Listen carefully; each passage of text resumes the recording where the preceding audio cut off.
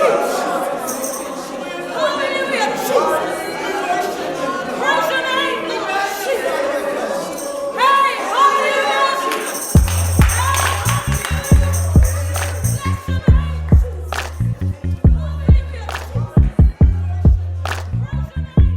think.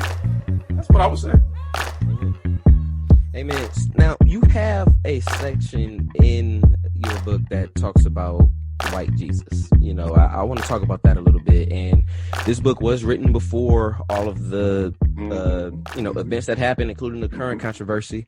You know, after Sean King, mentioned it, and it went viral after he, started saying that. I have my own thoughts about that, but I want to get your thoughts first. Let's talk about that a little bit. Why does the image of Jesus matter at all? Just what are your thoughts when we talk about the white Jesus thing? Let's start there. Well, there is an issue with the second commandment, number one. Mm-hmm. So let me step back and let me first say that I don't just have an issue with the image of white Jesus. I have an issue with images of Jesus, period. Okay. Now, I particularly have an issue with the image of white Jesus in the American context for the way that it's been used. But I think all images of Jesus are problematic because I think it's a second commandment issue. So that's number one. Number two, another reason why it's problematic is because it's a lie. It's a lie, right? So lies aren't just spoken, right? Lies can also be told visually. Whenever there's a picture of a white Jesus on a wall, we are lying to people because we know that Jesus did not look like that. Mm-hmm. Right? Here we call ourselves Christians, and we call our churches sacred spaces, right, where Jesus is supposed to be worshiped and praised and lauded, yet we are visually misrepresenting him and lying to people when we place that picture on our wall. So that how can we consider ourselves to be truthful people if we are lying about who Jesus is in our sacred spaces and in our sanctuaries? That is a huge ethical issue that I think every Christian needs to grapple with, because if you know that Jesus was an Afro-Asiatic man, if you know that he was brown skinned, now he wasn't black like I'm black, but he was definitely brown skinned. If you know that, yet you still erect this image or keep this image up in your sacred space, then you are lying. You are lying. You are promoting a lie. So that's one. Number two, the image of white Jesus has been used historically, and even up until today, as a tool of racial othering, right? I mean, Jesus is white, right? So everybody that looks like him must be righteous, pure, and everybody that doesn't look like him must, be other, right? We saw this. We saw this during a Fox News interview. Where there was a Fox News anchor, right, who she got upset, right? And she basically said Santa is white and Santa's Jesus white, is white. Jesus is white. Right. Now just think about the implications of this, right? Santa, who is beloved by all the children of the world, comes down our chimneys and gives us gift, an image of just joy and affection, and Jesus, right? But then juxtapose that against images of African American historically in this country, the Sambo, the coon, right? The minstrel, right? Wow. So that's problematic. Also, when you juxtapose the image of white Jesus against a message, right, where you're colorizing heaven and hell. Oftentimes we talk about a black hell, right, or a dark hell, right? We talk about black sin that stains us, right? So when you have this communication going forward in a church full of black bodies, right, and there's a white Jesus on the wall, right? So white Jesus is on the wall as a picture of righteousness, purity, yet you're colorizing hell and sin. That's problematic. Mm. In my book, I tell a story about a coworker of mine, a little bit older than me. When he was a kid, he loved drawing superheroes, right? Loved drawing superheroes. Eventually, he gave that hobby up But later on in his life, he came back to his childhood art book. And when he opened it, he realized that all of the superheroes that he drew when he was young were all white. Mm-hmm. All of them were white. Now, this is a young black boy growing up in inner city Brooklyn.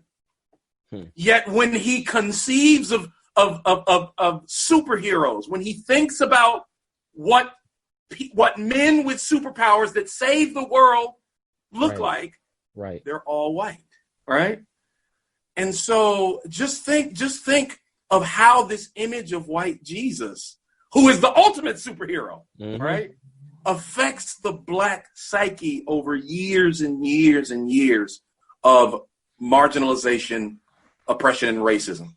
And it's got to go. It's got to go. You know, man, you're saying some really powerful and accurate stuff. And I want to say something to my brothers and sisters as well. You know, those of us who are white who are listening to this.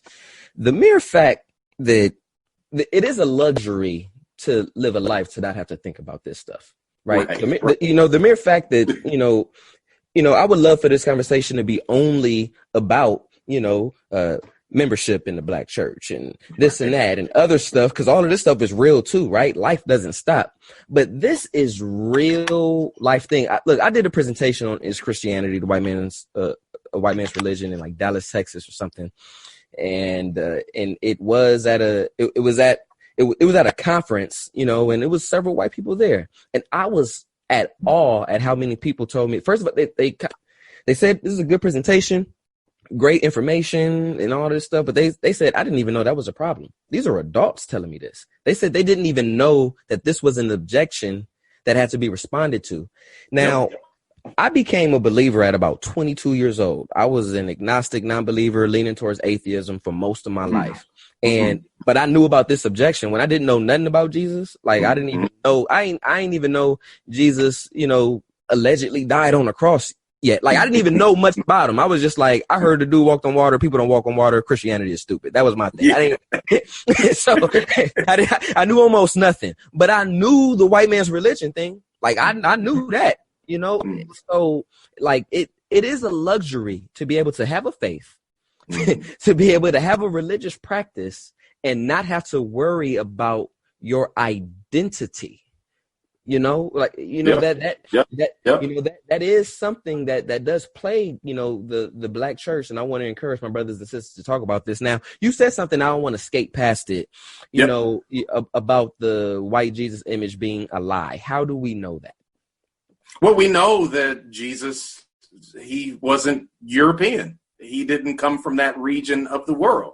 He is a Middle Eastern man. And if we look at every depiction of first century Middle Eastern men, they don't look like a Scandinavian ski teacher. They are melanated people. They are brown people. So we know that. Every historian will tell you that. Every archaeologist will tell you that.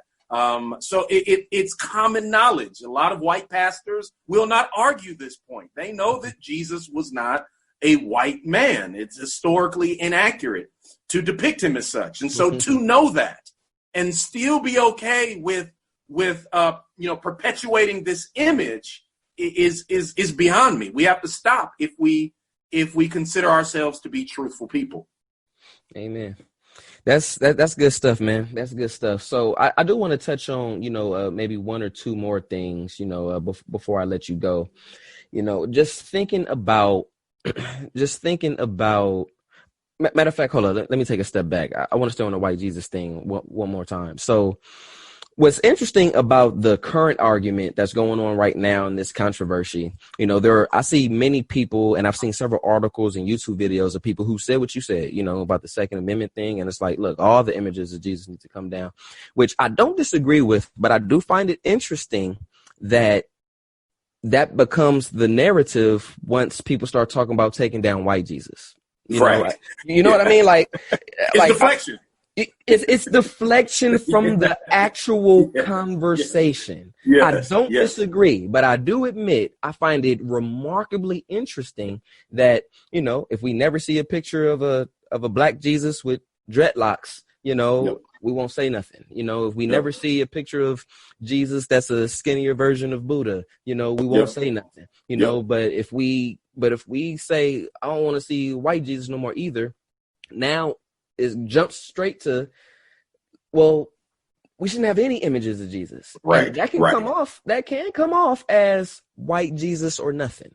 So, so I want to, I want to encourage again, you know, I want to encourage my brothers and sisters to, you know, to think about that. But before I move on, I want to move on to church hurt and a seminary slope, and then I'll let you go. Thank you so much for your time.